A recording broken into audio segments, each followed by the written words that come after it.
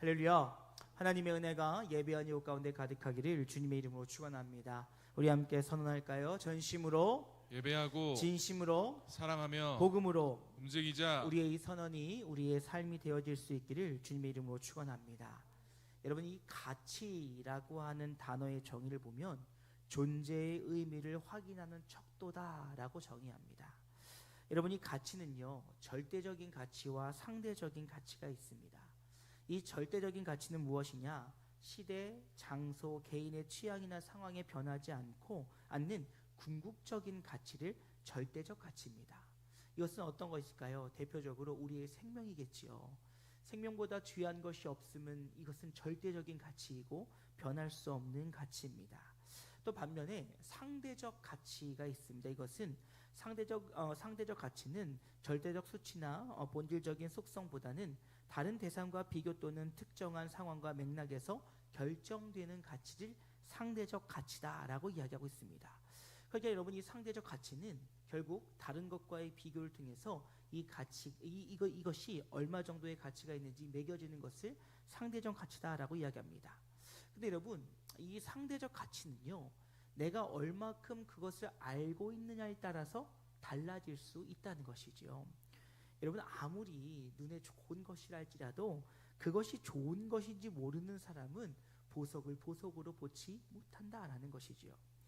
아주 오래전 일입니다. 저희 아이가, 첫째 아이는 일본에서 출생을 했어요. 그러다 보니 저희 아내가 산후조리도 일본에서 하게 되었지요. 그래서 처음에는 아이를 출산하고 이제 교회 담임 목사님 사모님께서 미역국도 끓여주시고 이불도 갖다가 돌돌 싸매주시고 그렇게 산후조리를 했습니다. 그리고 나서 이제 저희 어머니께서 한국에서 산후조리를 돕기 위해서 일본으로 들어오시게 되었지요. 들어올 때 저희 누나가 또 함께 들어왔습니다. 그래도 시누이 노릇하겠다고 면세점에서 좋은 선물도 사가지고 들어왔어요. 그리고 나서 저희 아내에게 고생했다며 목걸이 하나를 선물해 줬습니다. 근데 저희 아내가 그걸 받으면서 저는 그렇게 못 느꼈는데 누나가 보기에 시큰둥하게 받았대요. 그냥 언니 고마워요 이러고 받았다는 겁니다. 누나가 굉장히 화가 난 거예요. 왜 이렇게 화가 나는지 모르겠는데 하루가 지나고 나서 저를 부르는 겁니다. 그러더니 저한테 서운한 이야기를 하는 거예요. 야, 어쩜 쟤는 저럴 수 있냐? 뭔 소리야? 야, 나는 한 번도 못 해본 저 비싼 목걸이를 줬는데 어떻게 저렇게 시큰둥하게 받냐? 라고 하는 거예요. 아니 또 여러분, 제가 또 누나한테는 굉장히 무뚝뚝하거든요. 그래서 됐어, 됐어, 줬으면 거였지 치워 이러고 지나왔어요. 근데 또 그 누나가 너무너무 서운했나 봐요.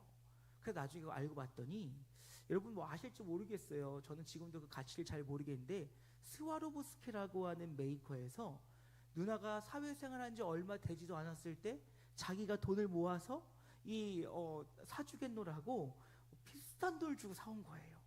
근데 받으면서 어머 언니 너무 이뻐요, 좋아요, 이것도 아니고 고마워요 이러고 끝냈으니 얼마나 서운했겠습니까? 근데 여러분, 이것은 저희 아내의 잘못이 아니라 이 목걸이의 가치를 모르는 거예요. 이게 무슨 스와로브스키인지 디로브스키인지 뭔지도 모르겠고 그냥 반짝거리니까 보석이요, 목에다 거니까 목걸이구나 싶었는데 이 가치를 알지 못하기 때문에 이것에 대해서 그렇게 기뻐하지 못했다는 것입니다. 물론 가치를 알았다고 더 기뻐했겠습니까? 그건 모르겠습니다만, 어떠한 것을 준다고 할지라도 어린 아이들에게 아무리 비싼 가방을 주고 뭘 준다 할지라도 아이들에게는 100원짜리 젤리만도 못하다라는 것이지요. 그만큼 우리는 어떠한 가치를 아느냐에 따라서 그 가치의 크기와 기쁨과 감동들이 달라질 수 있다는 것입니다. 여러분, 우리의 신앙도 다르지 않다는 것이지요. 우리가 하나님의 자녀의 특권을 누린다는 것을 앞서 계속 우리는 거듭 강조하였습니다. 그런데 여러분, 이 특권을 누림이 우리에게 얼마나 가치 있는지 알지 못하는 사람은 이 특권을 누릴 수도 없으며 이 특권 앞에 감사할 수 없다는 것이지요. 하나님의 크고 위대하심, 하나님의 그 놀라우심, 하나님이 어떤 분이신지를 알지 못하는 사람은 하나님의 이름 앞에, 하나님의 은혜 앞에, 하나님의 영광 앞에 겸손할 수 없다라는 것입니다. 그러기에 여러분, 우리는 하나님을 알아가면 알아갈수록, 하나님의 그 특권의 은혜를 누리면 누릴수록 하나님을 사랑하지 않을 수 없다라는 것이지요. 죄와 허물로 가득했던 우리를 사랑하신 그 하나님을 깨닫고 알아갈 때, 그때 우리는 하나님이 나에게 허락하신 이 은혜가 얼마나 크고 귀하고 값진 것인지를 고백할 수 있다는 것입니다. 그리고 그 아름다운 고백들은 결국 하나님을 향한 사랑의 표현들로 변화될 수 있다는 것이지요. 여러분, 우리가 하나님을 사랑하는 방법들은 여러 가지가 있습니다. 그 가운데 오늘 우리는 이 예배를 통하여 하나님을 사랑하는 방법들이 무엇인지를 함께 좀 생각해 보고자 합니다. 여러분에게 예배는 무엇입니까? 많은 젊은이들에게 예배에 대해서 물어보면 따분하다, 지루하다, 이런 생각들을 하는 이들이 많은 것을 보게 되어집니다. 그래서 여러분, 누가 그러더라고요. 설교는 짧으면 짧을수록 좋다고. 3분 메시지, 5분 메시지 얼마나 은혜로운지. 그러다 보니까 이 예배에 대한 갈증들이 날마다 우리 안에 있다는 것입니다. 근데 이 기독교의 문화권 아래에 있는 사람들은 또 반면에 예배가 너무나도 중요하다는 사실들은 인식하고 있다는 것이죠. 그러다 보니 여러분, 어떤 일이 벌어지냐면 예배 후에 뭐가 있으면 이런 말들을 해요. 예배부터 빨리 드리고 시작합시다. 그리고 밥 먹을 일 있으면 예배부터 빨리 드리고 밥 먹읍시다. 여러분, 뭐가 더 중요해진 거예요? 예배 후에 해야 될 일, 예배 후에 먹을 밥, 이것이 예배의 가치보다 더 앞서 있음을 우리는 경험하게 된다는 것이지요. 그러니 여러분, 우리가 예배 가운데 하나님의 은혜를 경험하고 하나님이 주시는 은혜의 감격들로 서는 일들은 아주 어려울 수밖에 없는 것이 너무나도 당연한 일입니다. 여러분, 예배는 무엇입니까?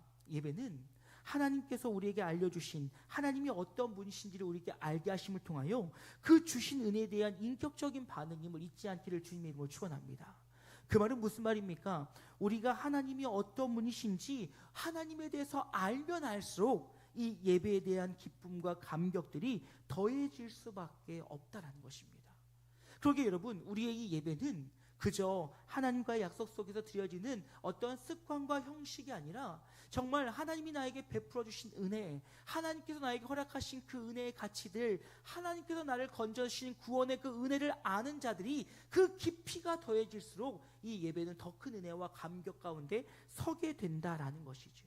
즉, 하나님을 아는 만큼 우리는 이 예배의 감동 속에 거하게 된다는 것입니다.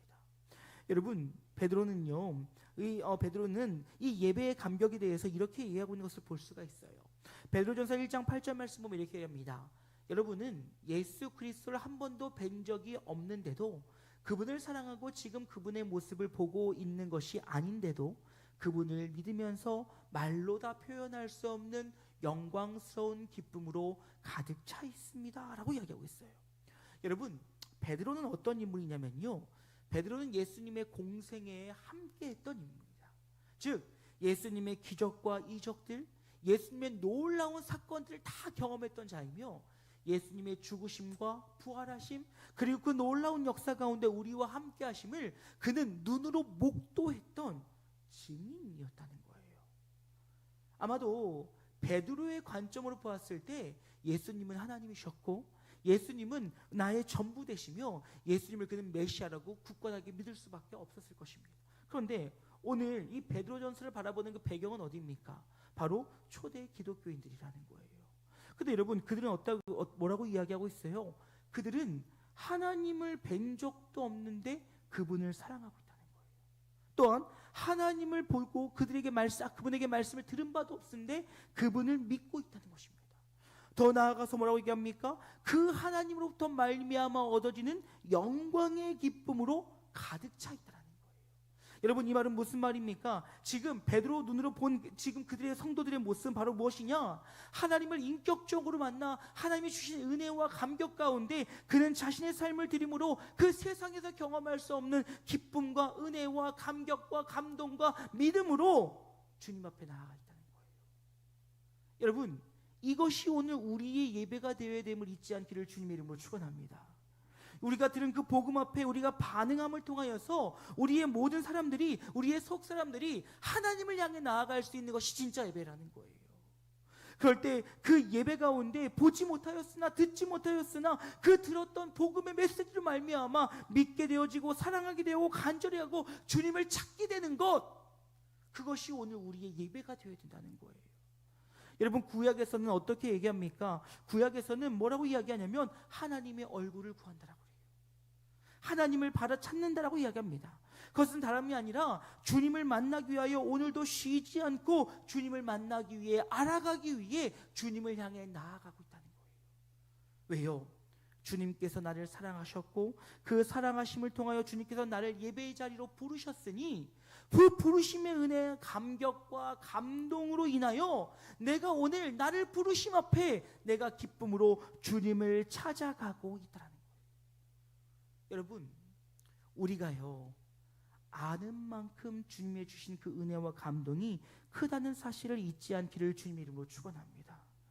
여러분, 주님은요 우리의 힘과 우리의 능력으로 만날 수 없는 초월적인 분이시라는 거예요.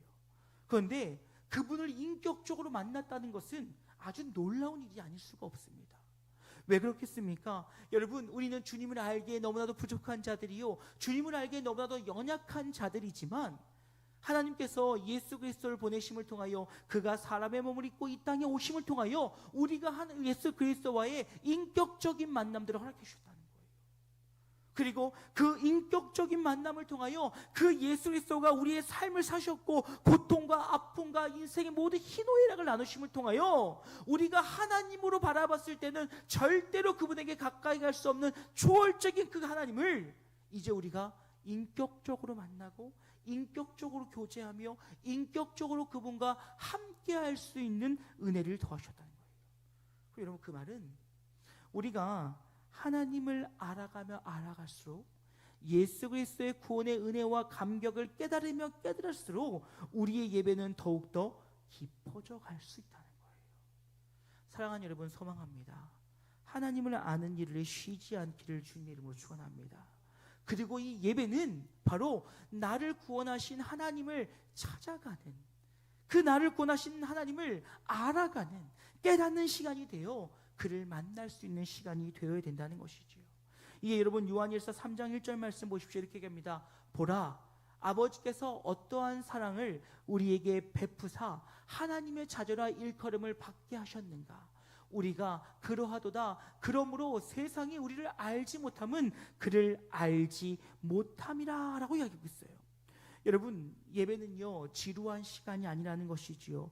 여러분, 우리가 예배를 지루하게 느낄 수밖에 없는 것은 하나님을 알지 못하기 때문이라는 거예요.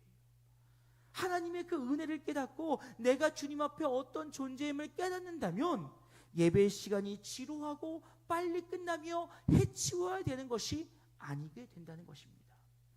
여러분은 박물관을 좋아하십니까? 저는 개인적으로 모르겠습니다. 그런 고상한 취미는 저에게 잘 맞지 않는 것 같아요.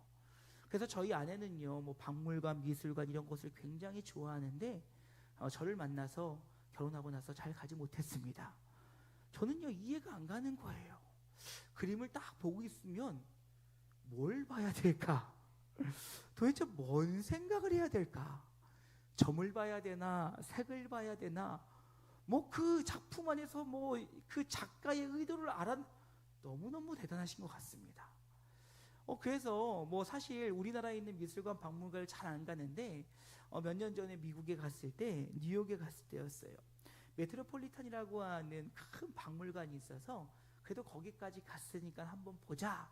그리고 이제 티켓을 끊고 아내와 함께 그곳에 들어갔습니다. 저는요 볼 게 없는 거예요. 그냥 유명하다, 뭐 대단하다 이러면 저거 교과서에서 봤던 그림인데 이 정도가 전부인 거예요.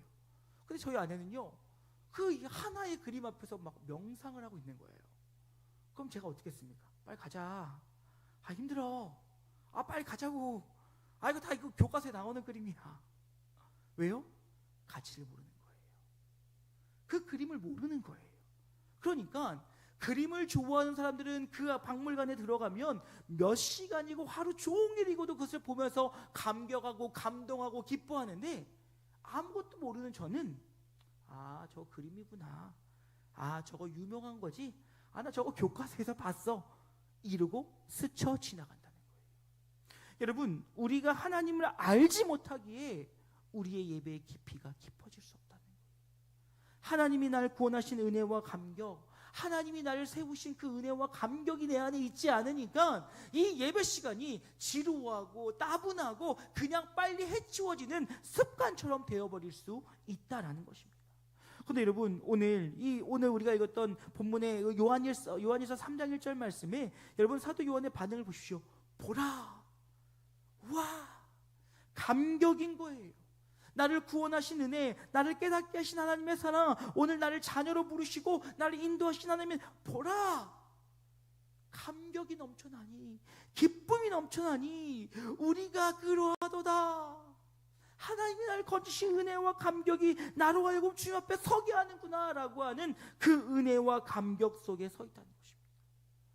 여러분, 성경은요, 우리로 하여금 우리는 본질상 진노의 자녀다라고 분명히 이야기하고 있습니다. 여러분, 그 말은 무슨 말입니까? 우리는 주님 앞에 악하고 약한 자들이라는 거예요. 그런 우리를 주님께서 구원해 주셨으니 그 은혜와 감격이 살아있는 자들에게 하나님이 주신 그 구원의 감격 속에 있는 자가 어찌 이 예배 시간이 지루할 수 있겠습니까? 어찌 하나님의 말씀이 그저 스쳐 지나가는 그런 말씀으로 멈춰설 수 있겠습니까? 아니요, 나를 구원하시고 날 인도하시고 나를 자녀 삼으신 하나님의 은혜와 감격이 내 안에 살아있을 때 우리는 모든 시간과 모든 예배와 모든 말씀과 모든 찬양과 모든 기도와 모든 간구 속에 하나님 앞에 인격적인 반응하는 그 모든 시간들이 우리에게 감동의 시간으로 변하게 된다는 거예요. 사랑하는 여러분, 소망하는 것은 우리의 예배가 하나님을 알아가며 하나님이 주신 은혜에 대한 또 다른 발견과 또 다른 기쁨과 또 다른 감동으로 날마다 더해지는 예배가 되어질 수 있기를 주님의 이름으로 축원합니다.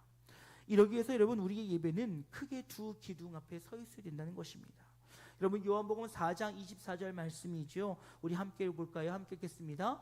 하나님은 영이시니 예배하는 자가 영과 진리로 예배할지니라. 아멘. 여러분, 우리는 이 말씀을 너무너무 잘 알고 있습니다. 그런데 여러분, 영과 진리로 예배한다는 것이 무슨 말인지 때로는 너무나도 헷갈릴 때가 있진 않습니까? 여러분, 실로 영과 진리로 예배한다, 이것에 대해서 우리가 바른 개념을 갖지 못할 때가 너무나도 많이 있다는 것이지요. 여러분, 먼저 여기서 영이라고 하는 것은 이 원어 성경을 보게 되어지면 성령에 대해서 이야기가 하고 계신 것을 볼 수가 있습니다. 하나님은 영적 존재이시고 우리의 눈에 보이지 않기 때문에 우리가 주의 주신 그 성령의 충만함으로 주 앞에 예배를 드려야 된다는 거예요. 그런데 여러분, 이 영은 단순히 성령만을 이야기하는 것이 아니라 바로 우리의 영도 포함하고 있다는 것이죠. 그건 여러분, 우리는 예배 시간에 우리의 영으로 인하여 성령의 충만한 가운데 그 은혜의 감격으로 주님 앞에 나아갈 수 있어야 된다는 거예요. 사랑하는 여러분, 기억하십시오. 우리의 모든 것은 성령의 도우심과 성령의 인도하심이 있을 때 우리 앞에 깨달아지고 더해진다는 사실을 기억하시기를 주님의 이름으로 축원합니다. 그런데 여러분, 이 영이라고 하는 것은 주관적일 수 있다는 거예요. 즉, 주관적인 체험들이 우리의 예배 안에 있어야 된다는 것입니다. 여러분, 간절히 소망하는 것은요, 성령의 일하심과 역사하심을 통하여 예배의 놀라운 그 영적 체험들이 여러분 안에 있기를 주님의 이름으로 축원합니다. 여러분, 정말 우리가 이 예배 시간에 주의 말씀을 통하여서 위로함이 있었으면 좋겠어요. 여러분, 이 예배 시간에 주의 말씀을 통하여 그 가운데 우리 육신의 치료함들이 나타날 수 있기를 주님의 이름으로 축원합니다. 여러분, 영의 일들은 우리가 뭐라고 단정지었거나 한계를 지어서는 안 되는 거예요. 성령 하나님께서 우리에게 어떻게 일하실 줄은 알 수 없다는 것이지요. 그러니 말씀을 통하여 우리의 속사람들이 새롭게 되어지고 우리의 영의 것들이 새로워지며 영 안에 평안과 기쁨과 감사가 넘쳐난과 동시에 또한 영적인 일들로 인하여서 우리의 삶의 문제들이 해결되어지고 근심과 걱정들이 사라지며 육신의 질병들이 치료되어지고 하나님의 놀라운 일들이 벌어지는 영적인 예배가 우리의 예배가 될 수 있어야 된다는 거예요. 그런데 이것은 각 사람마다 다르다는 것이죠. 그런데 여기에 더불어 뭐라고 얘기합니까? 우리는 진리로 예배해야 된다고 해요. 여러분, 진리란 무엇입니까? 진리는 예수님을 통해서 우리에게 알려주신 하나님, 예수님을 통해서 우리에게 알려주신 하나님의 나라, 또 특별 계신 말씀을 통해서 우리에게 알려주신 하나님, 우리가 그 객관적인 말씀을 가지고 우리는 주님 앞에 나가야 된다는 거예요. 우리의 절대 기준, 그 세상의 어떤 가치로도 비교할 수 없는 절대 가치의 진리의 말씀이 우리 예배 안에 있어야 된다는 것입니다. 이것은요, 다른 어떤 것들로도 해석되어져서는 안 되며 오직 성경의 진리만이, 그 진리가 우리의 예배를 온전케 세울 수 있어야 한다는 것입니다. 그러기에 여러분, 이 말씀은요, 객관적으로 우리에게 주신 하나님의 은혜예요. 여러분, 하나님께서는 성경을 통하여 자신을 드러내고 계심을 잊지 않기를 주님의 이름으로 축원합니다. 그러기에 우리가 성경을 특별 계시다라고 이야기하고 있어요. 여러분, 하나님이 우리에게 주시는 계시는 일반 계시와 특별 계시로 나눈다고 이야기합니다. 그래서 일반 계시는 무엇이냐? 우리의 자연을 통해서, 우리의 삶을 통해서 모든 사람들에게 주시는 것이 바로 일반 계시, 일반 은총입니다. 그런데 여러분, 특별 계시, 특별 은총은 무엇이냐? 예수 그리스도를 믿어 우리에게 주님을 알게 하신 이 말씀을 갖는 자들, 그들에게 주신 하나님의 특권이며 하나님의 선물인 거예요. 그러니 여러분, 우리는 이 말씀 가운데, 진리의 말씀을 예배 가운데 깨닫고 듣고 알을 통하여서 우리는 주님을 기뻐할 수 있게 된다는 것입니다. 그러니까 여러분, 예배는요, 영적인 체험과 성령의 뜨거움으로 인해 내 삶 속에 영적으로 벌어지는 놀라운 변화와 동시에 주의 말씀의 객관적인 그 말씀의 지표를 가지고, 그 말씀의 기준을 가지고 우리에게 부어주신 그 은혜를 경험함이 예배 안에 있어야 된다는 거예요. 그렇지 못하고요, 여러분, 너무 영적인 것으로 흐르게 되어지면 우리의 신앙은요, 맹목적인 신앙이 될 수가 있어요. 그저 체험 위주의, 경험 위주의, 하나님의 일하심의 위주의. 근데 여러분, 또 반면에요, 너무 우리가 객관적이고 지적인 것만 바라보면 우리의 신앙이 굉장히 차가워질 수 있어요. 논리적이고 또 객관적이고 증명해야 되고. 여러분, 우리의 신앙도요, 우리의 예배도요, 이 영적인 것과 객관적인 우리의 모든 삶들이 균형을 이루어야 됨을 잊지 않기를 주님의 이름으로 축원합니다. 그러니 여러분, 우리는 예배 가운데 영적인 경험들이 고백되어질 수 있어야 돼요. 여러분, 오늘 서울에 있는 모 대형교회에서 사역하고 계시는 한 목사님을 좀 만나게 되었습니다. 만나게 되면서 여차저차 이런 얘기들을 하고 있는데, 이 목사님이 한 2시간 동안을 자기가 예배 가운데 받은 은혜들을 막 나누시는 거예요. 이 목사님은 지금 부목사로 사역하고 있는데 이제는 그 교회를 사임할 계획을 하면서 개척을 준비하고 있대요. 그런데 자신이 막 기도하고 하나님께 간구하는데 하나님께서는 그 예배 시간의 말씀을 통해서 자신이 가야 할 길을 보여주시더라는 겁니다. 그래서 그 말씀대로 순종하고 그 말씀대로 한 발자국 뛸 때마다 하나님께서 믿음의 사람들을 만나게 해주시고 믿음의 일들을 경험하게 하시고 하나님이 나에게 주신 비전을 확신을 갖게 할 수 있도록 주님이 예배 가운데 보여주신다는 거예요. 여러분, 그런 여러분 신앙의 고백들이 여러분의 삶 가운데 있기를 주님의 이름으로 축원합니다. 그러면서 그 순간순간마다 하나님의 말씀이 뭔지 깨달아지더라는 거예요. 하나님이 주신 말씀이 이거구나. 하나님이 나에게 허락하신 말씀의 깊이가 이거구나.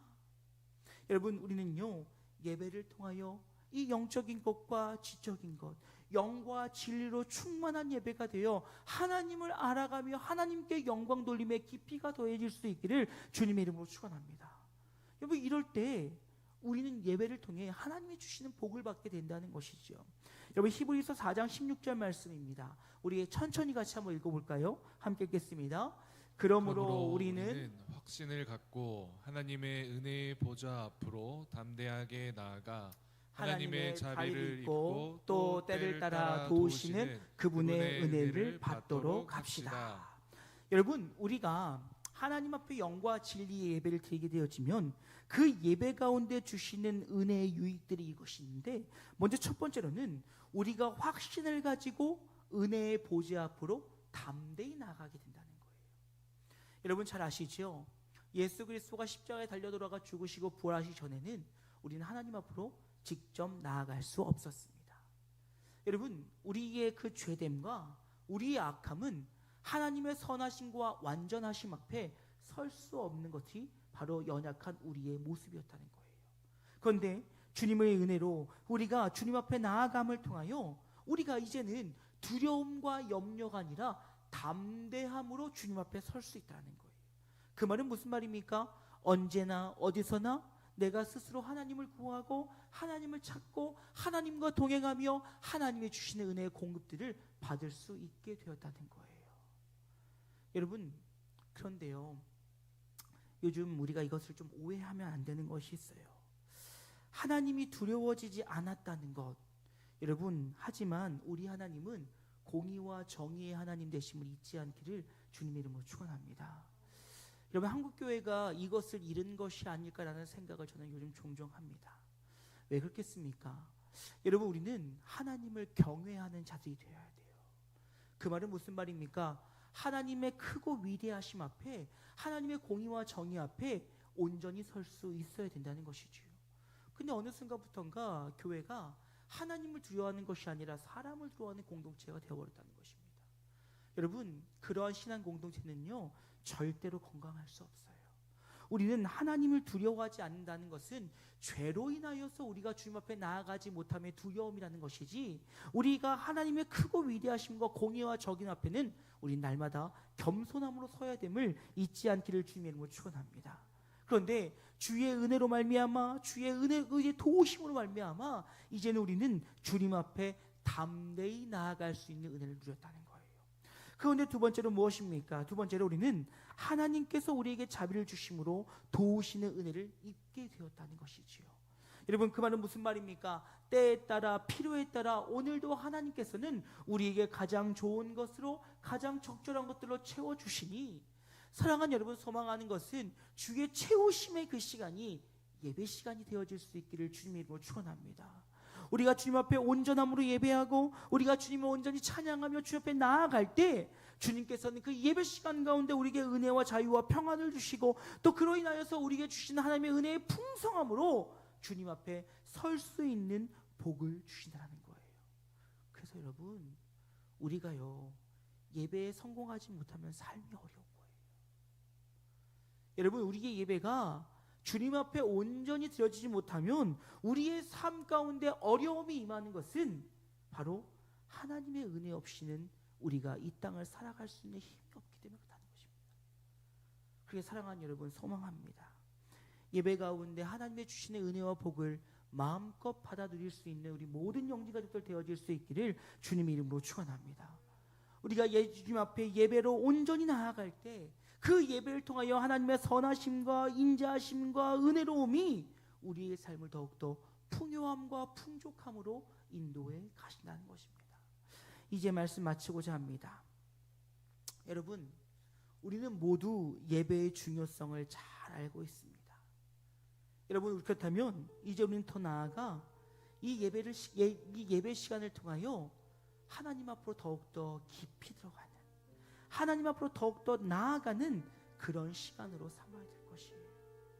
그저 성도란 이름을 가졌기에 습관에 따라 형식적으로 드려지는 것이 아니라 매 시간마다 하나님을 깨닫고 하나님을 알아가고, 그 깨닫고 알아감을 통하여 하나님의 그 은혜의 깊이 속에 들어가 우리의 예배가 자유와 기쁨과 은혜와 감격으로 넘치는 그런 예배가 될 때 우리의 인생이, 우리의 삶이, 우리의 교회가 온전한 회복으로 이루어짐을 잊지 않기를 주님의 이름으로 축원합니다. 우리가 조금만 시간만 지나면 시계를 보고 헛기침을 하고 빨리 집에 가야 되고, 이것은요, 하나님을 알지 못하기 때문이에요. 하나님의 은혜가 얼마나 큰지 경험하지 못해서 그런 거예요. 그렇다면 여러분, 우리는 참된 예배, 감격의 예배, 기쁨의 예배를 드리기 위해서는 하나님을 알아가야 돼요. 그리고 그 하나님 가운데, 우리 가운데 부신 하나님의 은혜 가운데 인격적으로 반응함을 통하여 하나님을 높이는 예배가 바로 우리의 예배가 되어질 수 있기를 주님의 이름으로 축원합니다. 형식과 의무가 아니라 하나님을 알아감을 통해 우리에게 주시는 은혜의 반응들, 그럴 때 주님께서는 우리의 예배를 기뻐 받으시고 우리에게 더한 은혜로 채우시고 역사하실 줄로 믿습니다. 우리 이 찬양으로 설교 마무리했으면 좋겠어요. 예배합니다 라는 찬양입니다. 완전하신 주님 앞에 주님 나를 인도하시고 나와 동행하시며 나에게 주님께 은혜를 더하여 달라는 간절한 소망을 가지고 우리 예배합니다 함께 찬양하시고 기도로 말씀 마치도록 하겠습니다. 완전하신 나의 주 의의 길로 날 인도하소서. 행하신 모든 일 주님의 영광 다 경배하니. 다시 한번 찬양할까요? 완전하신 나의 주 의의 길로 날 인도하소서. 행하신 모든 일 주님의 영광 다 경배합니다. 예배합니다. 찬양합니다. 주님만 날 다스리소서. 예배합니다. 찬양합니다. 주님 홀로 높이. 예배합니다. 찬양합니다. 예배합니다. 찬양합니다. 주님만 날 다스리소서. 예배합니다. 찬양합니다. 주님 홀로 높임 받으소서. 우리 함께 기도했으면 좋겠습니다. 하나님, 우리의 예배가 의무와 책임과 형식의 예배가 되어지지 않게 하시고 하나님을 깊이 알아 깊이 깨달아 그 은혜의 감격으로 그 감사와 기쁨으로 충만한 예배 되어지게 해달라고. 그리고 예배 시간을 통하여 더욱더 주님을 알아가고 그 예배 가운데 주시는 그 하나님의 한없는 은혜와 복이 우리 가운데 임하기를 원한다라고. 우리의 예배를 위해서 예배 가운데 다시 하나님의 은혜를 사모하는 마음으로 주의 이름 한번 크게 부르고 함께 기도하길 원합니다. 기도하시겠습니다. 주여